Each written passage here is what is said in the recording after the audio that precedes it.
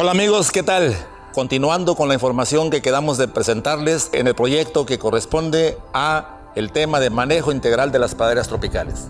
Recordarán que el tema 1 es el de selección de la especie forrajera. Esto es muy importante porque para poder aprovechar el potencial agroecológico de un sitio es importante conocer las características del suelo y las características del clima y entonces también conocer las necesidades de las especies que vamos a sembrar o establecer. El principio del éxito de cualquier cultivo y las praderas es aprovechar al máximo el potencial que ya tenemos de manera natural en un sitio.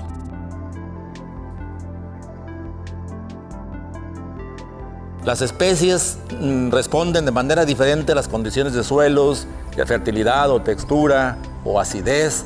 Y entonces tenemos que saber cuáles son las características para cada especie. Por supuesto que este es un trabajo que se tiene que hacer desde tiempo antes de hacer la siembra. En febrero, y sería un muy buen tiempo para empezar a pensar qué especies vamos a sembrar. Claro que quisiéramos tener todos en nuestro rancho las especies que se adaptaran lo mejor posible a las condiciones del sitio, que rindieran la mayor cantidad de forraje posible, que persistieran la mayor cantidad de años, puesto que son especies perennes. Quisiéramos tener praderas que produzcan forraje de alto valor nutritivo.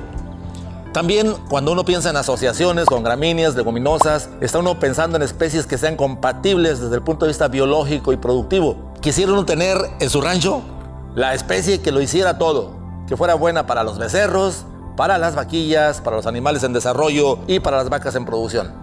Pero es obvio que esa especie no existe. Tenemos que escoger entre las opciones que tenemos la que más nos convenga. Insisto, primero, de acuerdo a las características del suelo y del clima. Entonces, afortunadamente, ahora contamos con una gran variedad de especies o cultivares de plantas forrajeras que nos permiten hacer una buena elección. Entonces, una vez que hayamos encontrado la especie que mejor se adapte, pues entonces planear también un adecuado establecimiento. Si lo vamos a hacer de manera convencional, con maquinaria, manual, ¿cómo lo vamos a hacer?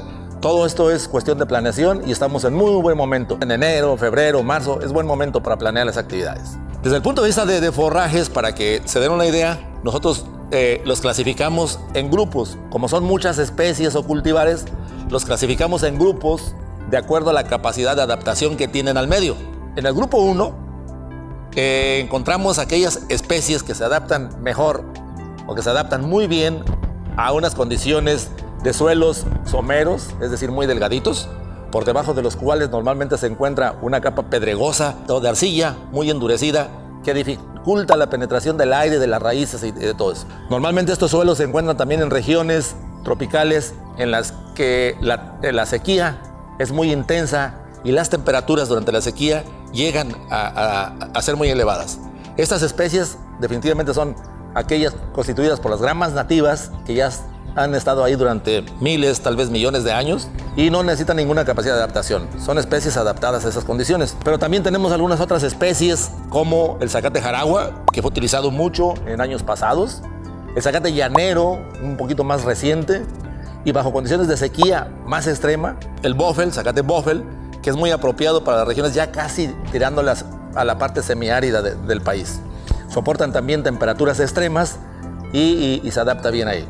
En el grupo 2 tenemos un grupo de especies forrajeras que se adaptan bien a las condiciones más o menos de clima como las anteriores, es decir, sequías prolongadas y muy extremas.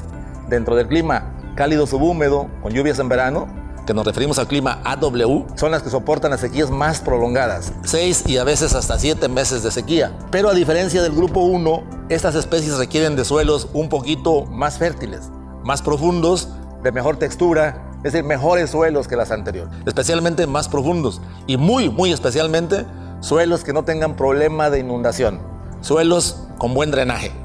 Aquí encontramos a las especies que ustedes conocen también ya desde hace mucho tiempo, como el guinea o privilegio, y algunas otras más recientes como el Tanzania, el Mombasa, los zacates de corte. Si llegásemos a tener bajo estas condiciones algunos problemas de acidez, podríamos contar con una gran variedad de especies del género de las braquiarias, como el que estamos viendo aquí en esta pradera, el zacate insurgente, el zacate señal, cuando tengamos un problema más de acidez, El zacate humirícola, por ejemplo, funciona muy bien. Y recientemente ustedes saben que se han liberado muchos mulatos de generación 1, 2 y 3, que son híbridos básicamente de braquiarias. Estos zacates son especialmente recomendados cuando tenemos, como les decía, problemas de acidez, que inclusive llega a ocasionar problemas de toxicidad por fierro, manganeso y aluminio, que llegan a ser problemas de fertilidad en suelos muy ácidos. Las braquiarias lo soportan perfectamente bien. Luego tenemos el grupo 3, en el cual encontramos especies que requieren suelos un poquito más húmedos. La humedad residual en el suelo debe ser un poco mayor o más prolongada para que estas especies se adapten bien. No son muy exigentes a lo que es suelos, ni textura, incluso ni fertilidad. Se adaptan bien en una variada condición de suelos, pero sí requieren un poquito más de humedad que el grupo anterior. Aquí encontramos, como ustedes lo conocen muy bien, al zacate estrella, al zacate pangola, al zacate señal en el caso de las braquiarias. Cuando en este tipo de suelos tengamos problemas de acidez, podemos contar perfectamente otra vez con un buen número de braquiarias, empezando por el señal y siguiendo por los mulatos. Si por el contrario tuviéramos problemas de alcalinidad, entonces estaríamos contando con especies del tipo de Bermuda que se adaptan muy bien a suelos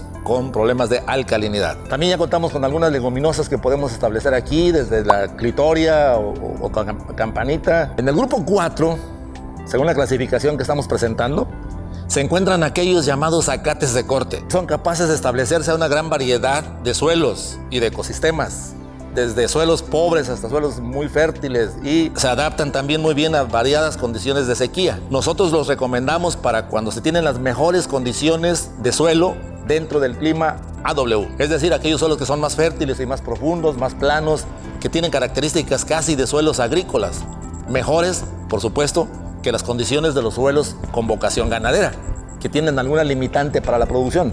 Los zacates de corte, tales como el Taiwán, el King Grass, el Merquerón, el Elefante, el CT115, aconsejamos que se establezcan bajo las mejores condiciones posibles de suelo del rancho, ya que por su elevado potencial productivo que tienen, también son muy extractivos del suelo y requieren de suelos que mantengan esa productividad. No es que no se establezcan en otro tipo de suelos con lomeríos o muy secos, pero no van a expresar su potencial productivo. Por eso lo recomendamos para las mejores condiciones del suelo. Por cierto, cabe hacer la aclaración que estos zacates no solamente son para corte, por supuesto que responden muy bien también bajo condiciones de pastoreo, pero tiene que ser un pastoreo rotacional muy intensivo. No soportan pastoreos continuos, de plano los desaparecen. Este es el grupo de los zacates de corte. Luego tenemos algunas áreas inundables en las que definitivamente tenemos que echar mano de los zacates que se adaptan bajo esas condiciones. Aquí tenemos durante mucho tiempo, es conocido casi por todos, el zacate para cuando las inundaciones o los suelos encharcados provienen de agua que son dulce, ríos básicamente, o precipitaciones pluviales muy intensas. Microcuencas cerradas que se inundan en el tiempo de lluvias son ideales para el establecimiento del zacate para. El zacate alemán, por su parte, también es muy adecuado para las condiciones de inundación alta, profunda, pero se adapta muy bien cuando las condiciones son salobres, cerquita de una laguna o cerquita al mar, donde las condiciones de la inundación son de agua más salobre, más salada. Quisiera hacer la aclaración de que el presupuesto forrajero de un rancho cualquiera, en cualquier parte del mundo, no depende solamente a veces de las gramíneas que tenemos.